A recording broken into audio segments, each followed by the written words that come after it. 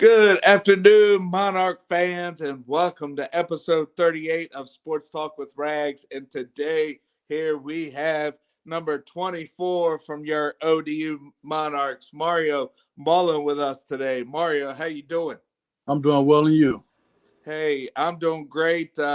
Certainly appreciate your time. But before we talk about your time at Old Dominion, talk about the game of basketball here, growing up there in Virginia Beach, and your run there at Bayside. Yeah, definitely. Like I said, those are special times. Growing up and playing for Bayside, playing under Coach Ron Jenkins. As you can see and look up, we had some special years, special teams. A lot of the guys I'm still friends with and talk to occasionally. And we sit down and we talk about the run we had. Like I said, it was just special times.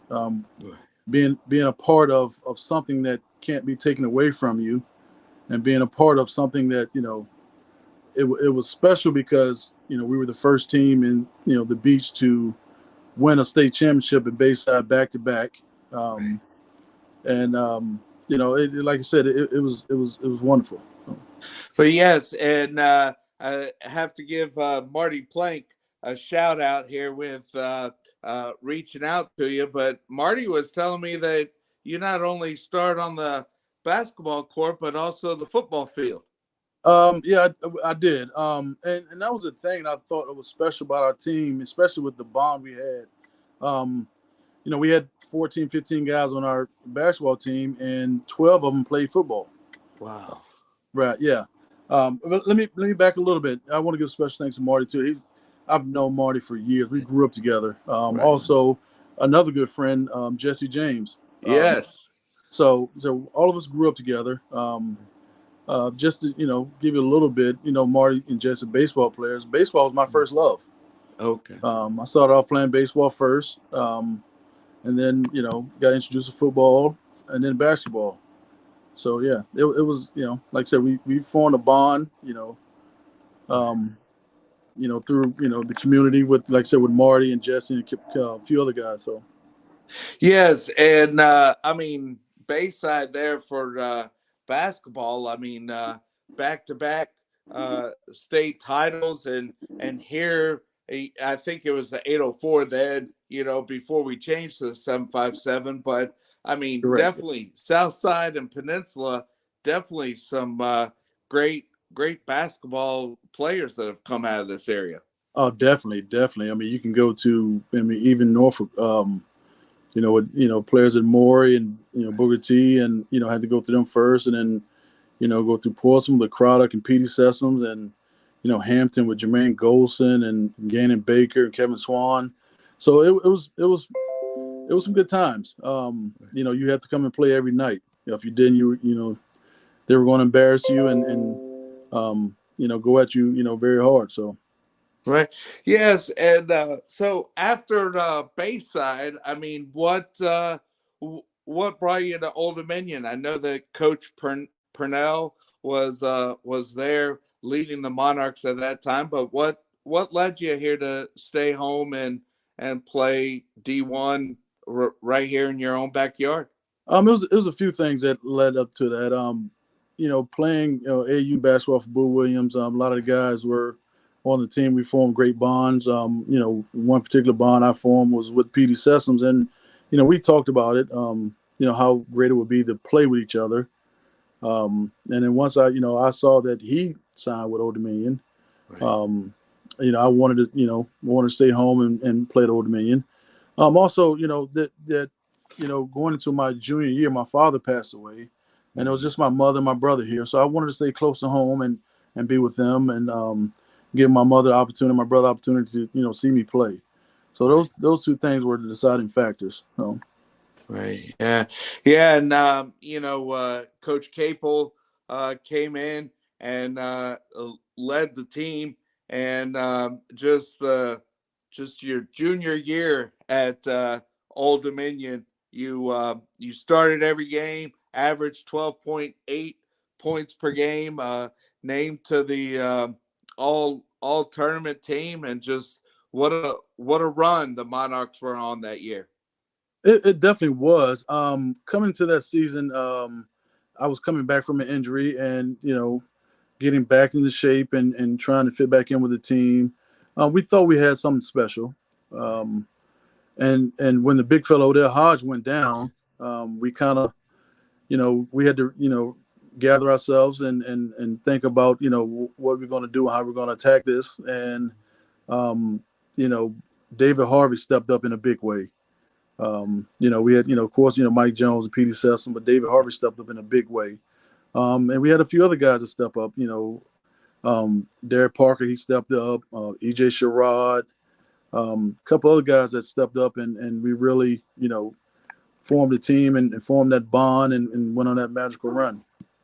Yes, and there in the 90s, I remember my brother being at William and Mary. He played baseball, and then my junior high friend that gave me this platform, Mike Sharp, he was at George Mason. But the CAA, they're not only great competition within the state here with VCU and James Madison, but also not far drives for Monarch fans to go follow the team on the road. And then it is definitely nice during the CAA days for Old Dominion to cut the nets down at the Richmond Coliseum. It was, and like you just said, I mean, every team in our conference had great players on it, from American University to East Carolina to UNC Wilmington. Great players, and you, like I said, you had to play every night. And if you didn't, you know the outcome. You want to, lose and be at the bottom of the CAA. We just came in and like I said, we formed that bond. And also, with the help of, we had a fantastic freshman, Breon Dunlap. He came in, as a freshman, he was our floor general. I mean, he orchestrated, our runs and, when to slow it down and when to pick it up. He found the right guys in the right spots, put guys in the right spots. So that team was, like I said, that team was special. And we knew that, every night we had to play. Right. Yeah. So with winning the CAA tournament, got an automatic bid, 14th seed, play against 3 seed of Villanova. And like I was telling Mike Jones and Odell Hodge when they were on, my brother-in-law was a freshman at Villanova, and he was watching the game with his buddies, there with as you guys were playing Villanova there in Albany in the first round game, and Petey Sessoms makes all 3 free throws there to tie the game near the end of regulation, and you guys knock them off in 3 overtimes. Yeah, that was an exciting game. Very tiring game, but exciting game. We knew we can play with anyone in the country, and we had that confidence, and we just knew that if we they let us stick around for a while, we knew we can gain momentum, and that's what happened. We gained momentum, and that was a great team. Villanova, they had a lot of great players, and a couple guys that played in the NBA, with Kerry Kittles and Lawson. Those guys, they were top notch, and they were in the Big East. They played the physical brand of basketball, and we knew we had to match that in order to stay in the game, and that's what we did. Right. Yes. And so what was next? I know that that was your junior year, but what was after Old Dominion there for you? I had a small stint overseas. I played in a couple of different countries. Some longer than others. I played in Ireland, Lebanon, briefly in the Czech Republic, and briefly in Israel. After that, I just felt that being by myself and being alone, it was time for me to start my life and basketball.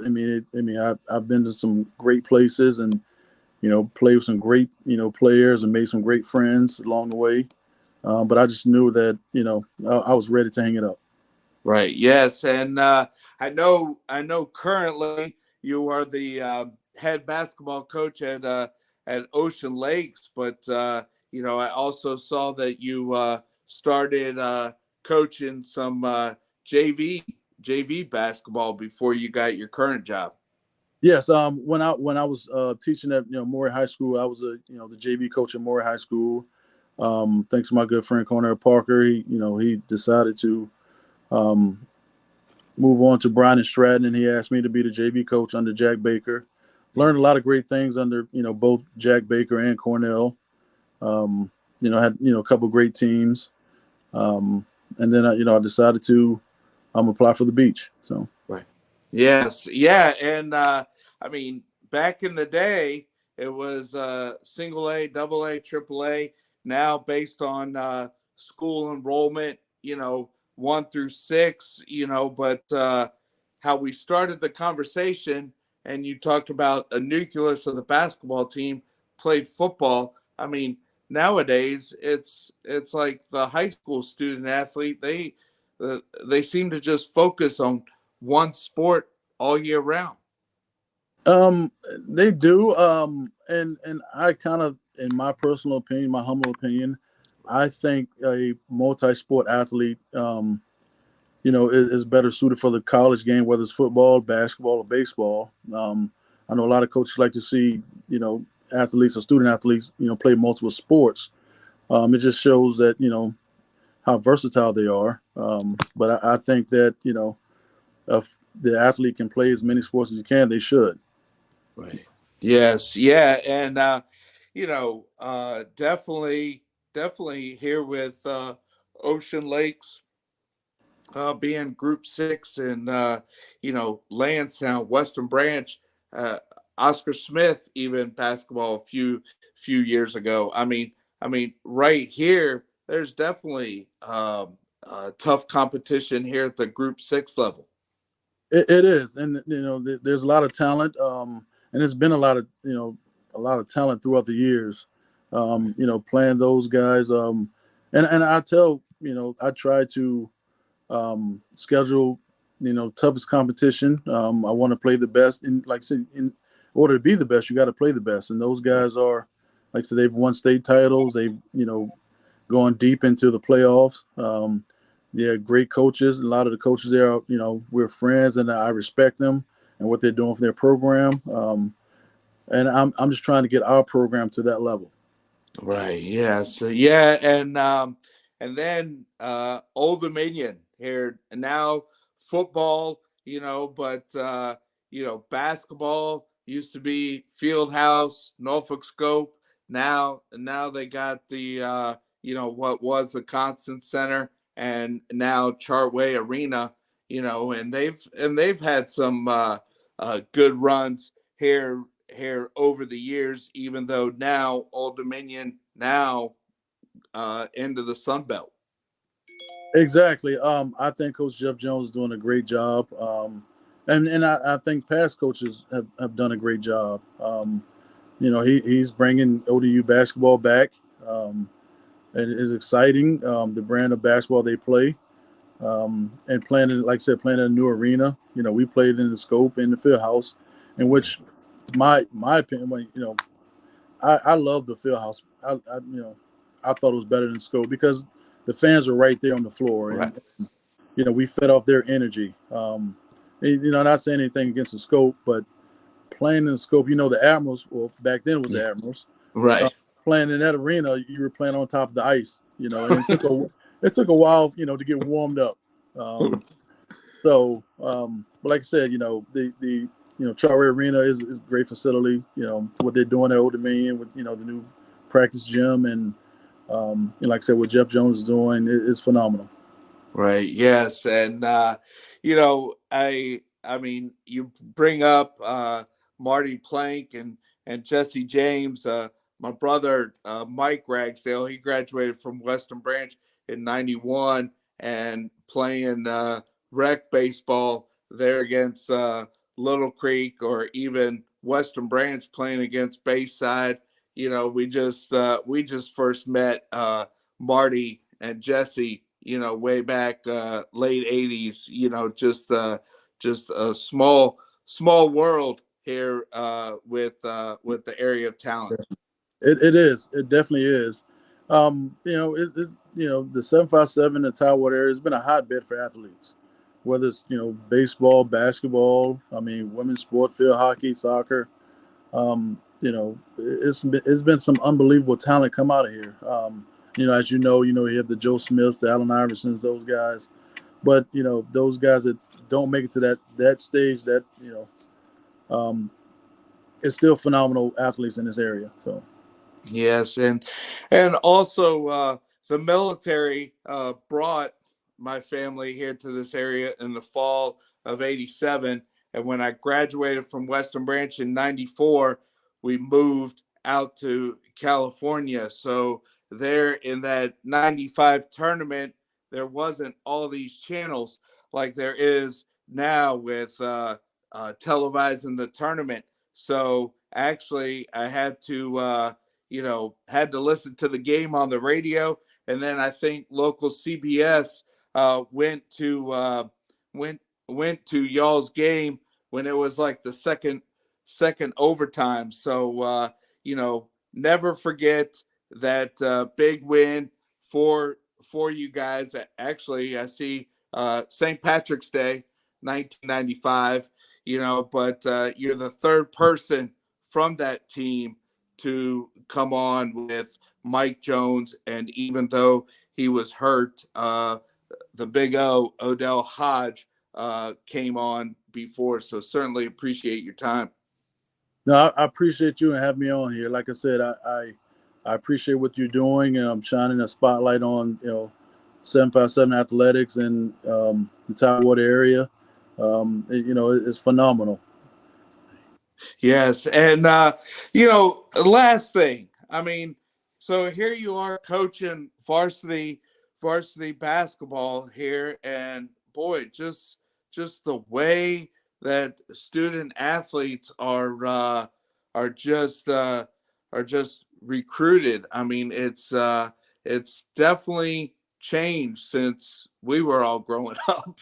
It definitely has, and with social media and all the other platforms, it's definitely an opportunity to get recruited. Whether it's Division I, Division II, NAIA, JUCO. The athletes they have a basically, like I said, a plateau for to be recruited and be seen. AAU is exploding. You have all these other tournaments, the tournaments where you need to be seen or unsigned seniors. So it's definitely changed from what we had, what we went through. I think it's more opportunities. So. Right. Yes, and I saw just recently Boo Williams was recognized here with I think 40th year of being involved with AAU basketball or area basketball. I saw some banners hanging there when I was over in Hampton over the weekend. Yes, definitely. I'm a little upset I missed that.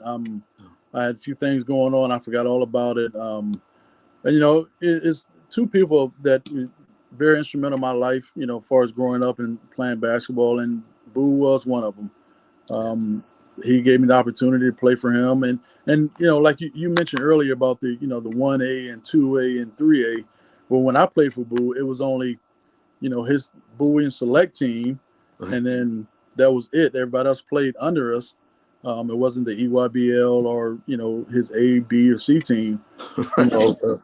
If you didn't cut it enough, you weren't good enough, you weren't playing on his elite team. Right. And like I said, I was blessed enough to play for him and play under him. Great man.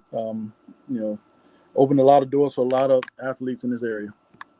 Yes, and when we started the Sports Talk with Rags, Mike Sharp and I, we started it right before the Super Bowl in February of 2021. So the first guest was Dre Bly, but we had a college basketball episode in March of 2021, right before the conference tournament started, and Tony Rutland um, came on because when Mike Sharp was at Western Branch, we had a regional matchup against Bethel at Bethel, and Tony Rutland and AI there with a backcourt there in Bethel.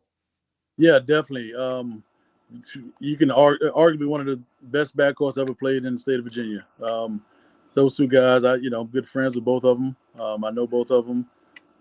And funny story, when playing with Boo, those two guys were playing under us, but they played with us also. I mean, they were 15 years old and we were 17 and under, and they both were playing. So that tells you how good they were when they were younger. Like I said, both phenomenal players. I mean, and just recently, I think I saw Tony was inducted to the Hall of Fame, I think. Yes, I think the Peninsula has, or the city of Hampton has an athletic Hall of Fame that they recognized Tony Rutland for his accomplishments. And I think Bethel retired AI's jersey at the first football game. Right, definitely. And that's crazy because he was probably a better football player than he was a basketball player. Yeah, that's right. So he was special on the gridiron and the basketball court. So, right. So, well, hey, Mario, appreciate your time, and thanks again for coming on, talking about growing up here, playing AAU, playing local high school basketball, and then continuing on to Old Dominion, and now as you're leading Ocean Lakes varsity boys basketball program. Thank you. Like I said, it was an honor to be on here. You're doing a phenomenal job, and I really appreciate you having me up here. Sure thing. And all right. Well, hey, Bayside and Monarch fans and Ocean Lake fans, that's a wrap for today's episode here with having Mario Mullen on. So thanks again, and that's a wrap. All right, thank you. Go Big Blue. Fins up. Yes.